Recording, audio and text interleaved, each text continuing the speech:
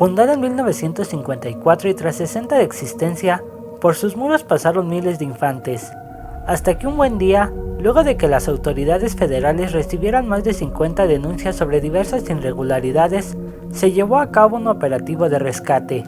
En su momento, el entonces titular de la PGR, Jesús Murillo Caramán, informó que tras el rescate salió a la luz que los menores vivían en pésimas condiciones y que, además, eran obligados a realizar actos deleznables.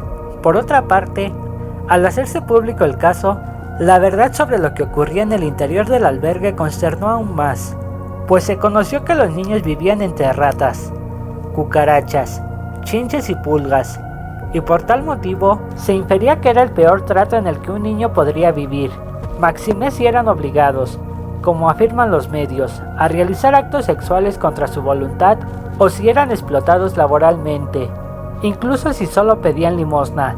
Jesús Murillo Caramán informó sobre el rescate de los menores y del proceso que se iniciaría contra los administradores, cuya figura central era Rosa Verduzco, mejor conocida como Mamá Rosa, así como 9 personas detenidas durante el cateo. Y no es que fuera un secreto el lugar en sí mismo, pues era conocido ampliamente no solo a nivel nacional sino internacional. Pero lo que trascendió fue que la propia PGR se mostrara sorprendida por el caso del albergue, La Gran Familia, ya que de acuerdo con el mismo Jesús Murillo Caramán, esta asociación recibía apoyo de organismos nacionales e internacionales. Aún así Caramán declararía: "Los más sorprendidos del tamaño del problema fuimos nosotros". Calificó el evento como una de las averiguaciones cuyo impacto lo había simbrado, en el sentido de enfrentarse con una triste realidad, en la que lo inhumano asombraba su rostro a través de la casa hogar La Gran Familia de Zamora, Michoacán. Murillo Caramán refirió que las primeras declaraciones de 12 víctimas habían dejado al descubierto la horrible pesadilla que habían vivido en el interior del albergue, ya que habían sido víctimas de maltrato físico, psicológico y sexual, y que ellas se negaban a tener sexo, eran amenazadas de muerte o de extraerles sus órganos para venderlos. Por otra parte, a esas vejaciones se les sumaba el vivir literalmente en la peor inmundicia, ya que comían, dormían y realizaban su día a día en medio de al menos 20 toneladas de basura. Además, les daban de comer fruta en estado de descomposición. Finalmente, Murillo Caramán expresó que nos sorprendimos porque el propio gobierno, en muchas ocasiones tanto el local como el federal, auxilió a esta organización y tenía el apoyo también de organizaciones locales e internacionales, y que contaba con prestigio para todos, como todos lo conocíamos y como incluso la declaración de algunos muy respetables intelectuales confirman, lo cual nos generó aparte de sorpresa, una terrible inquietud.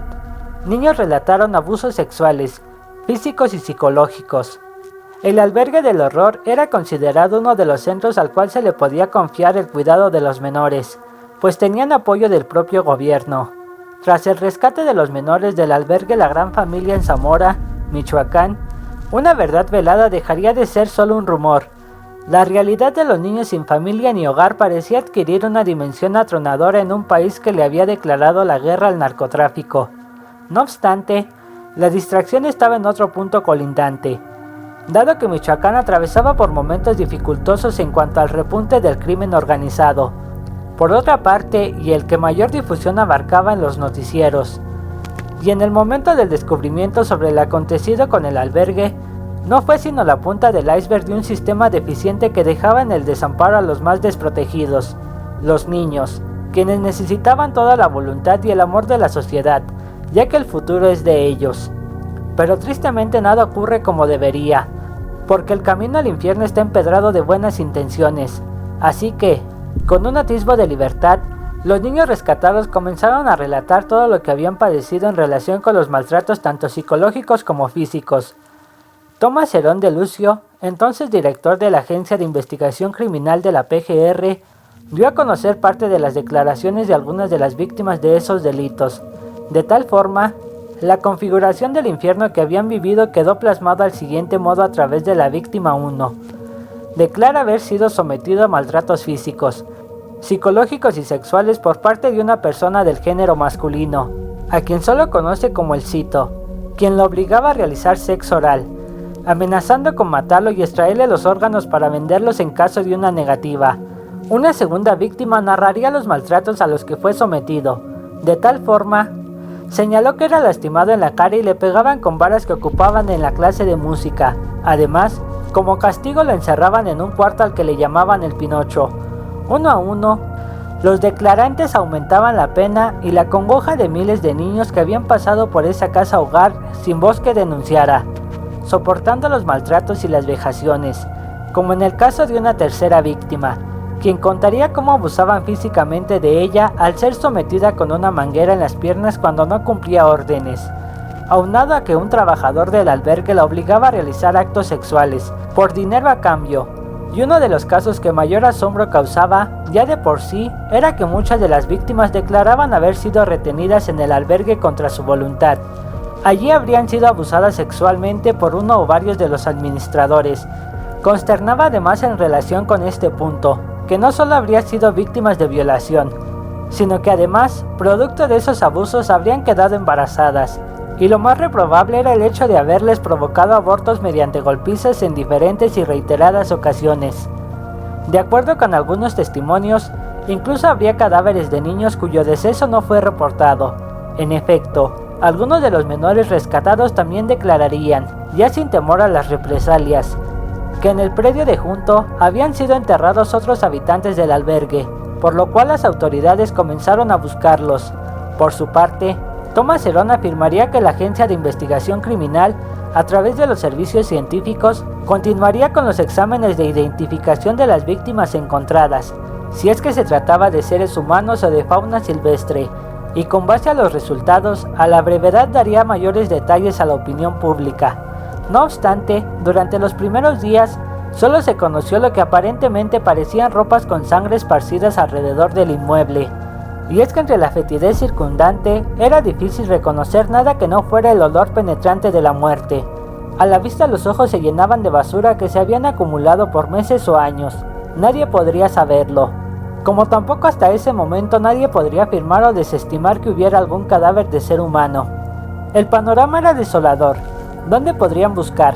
Entre las camas de alambre sin colchones o en los baños sin tazas sanitarias. Entre las montañas de ropas rasgadas y sucias. No había más que buscar sino la certeza de que no se volvería a repetir lo de la casa del horror. Sí, fue verdad.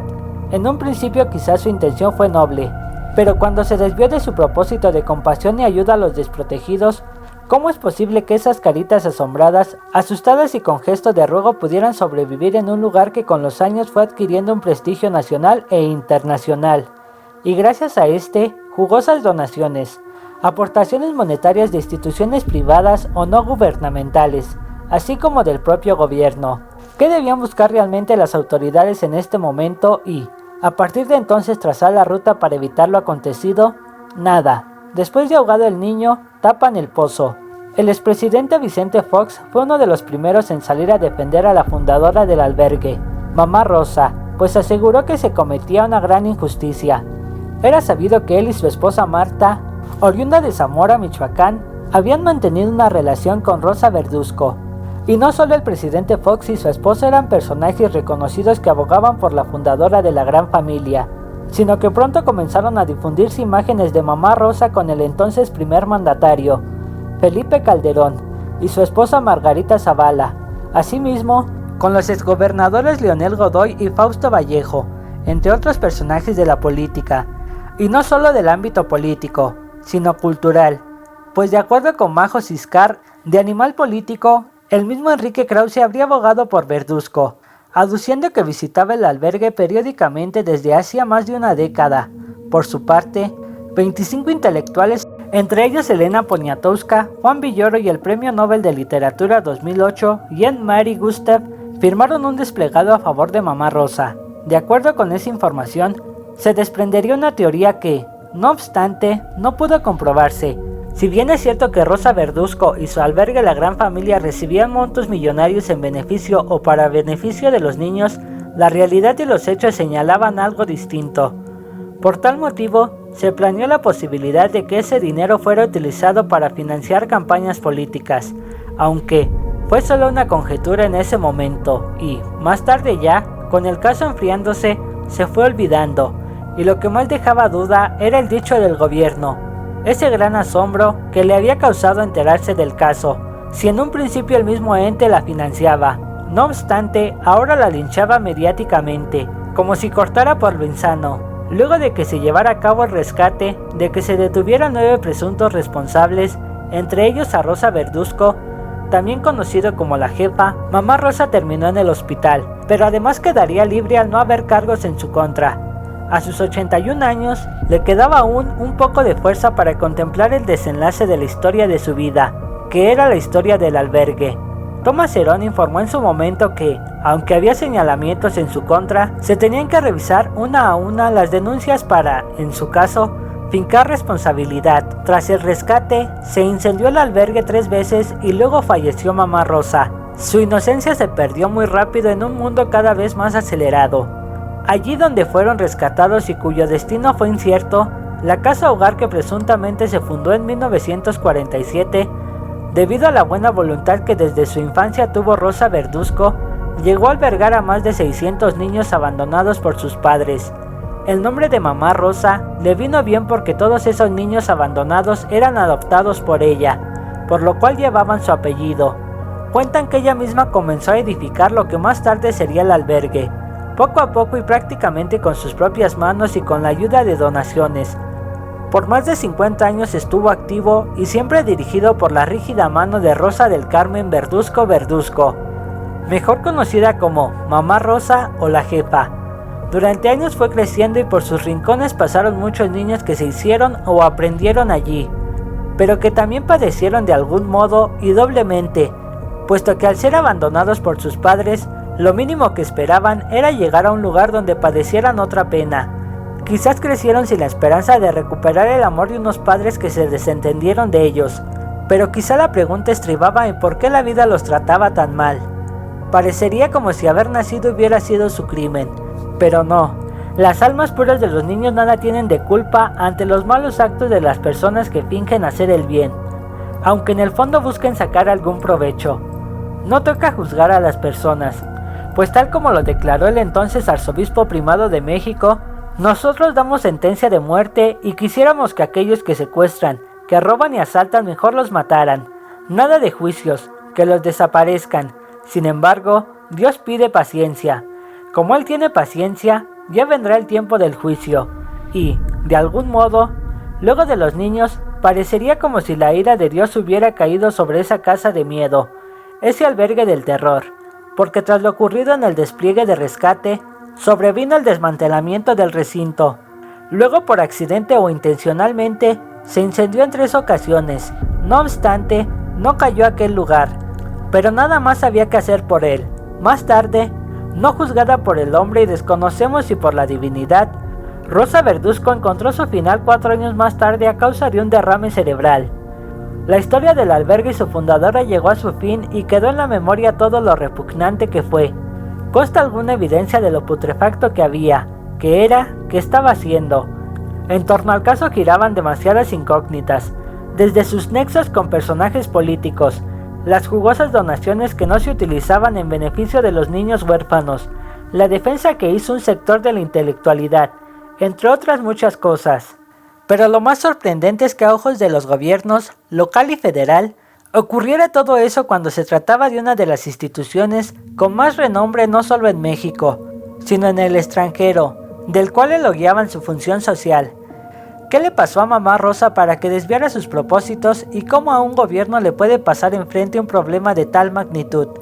Mirarlo y declarar, estoy sorprendido.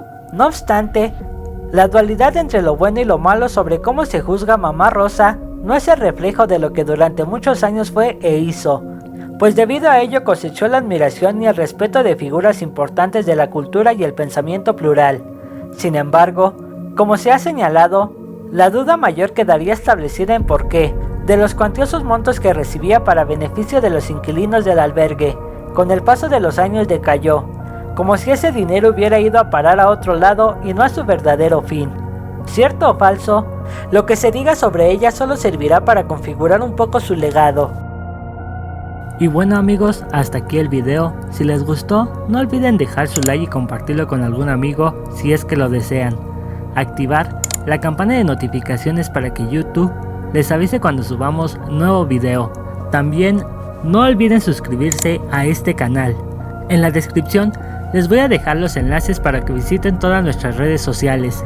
También les quiero recordar que si tienen alguna historia o alguna sugerencia para futuros videos, nos los pueden hacer llegar a nuestro correo electrónico o por mensaje privado en la página de Facebook. Por mi parte, esto sería todo. Nos vemos. Hasta la próxima.